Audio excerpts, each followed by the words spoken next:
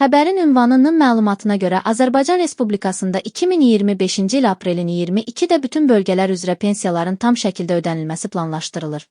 Bu barədə Dövlət Sosial Müdafiə Fondu rəsmi açıqlama yayıb. Fondun yaydığı məlumata əsasən həmin tarixdə yalnız ümumi əsaslarla pensiya alan vətəndaşlar deyil, həm də xüsusi imtiyazlara malik şəxslərin, yəni güzəştli şərtlərlə pensiya hüququ əldə etmiş insanların da aylıq vəsaitləri onların hesablarına köçürüləcək. Qurumdan bildirilib ki, pensiyaların vaxtında və tam şəkildə ödənilməsi üçün zəruri texniki və maliyyə hazırlıqları görülüb. Prosesin şəffaf və fasiləsiz icrası üçün bank və poçt sistemləri ilə birgə əlaqəli şəkildə fəaliyyət göstərilir. Dövlət Sosial Müdafiə Fondu vətəndaşları pensiyalarını almaq üçün göstərilən tarixdə bank kartlarını yoxlamağa və hər hansı texniki problemlə üzləşdikdə aidiyyəti orqanlara müraciət etməyə çağırır. Xatırladaq ki, son dövrlərdə pensiyaların vaxtında və artımlarla ödənilməsi dövlətin sosial siyasətində önəmli yer tutur.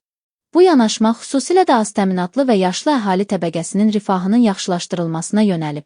Siz pensiya ödənişləri ilə bağlı hansı təcrübələri yaşamısınız?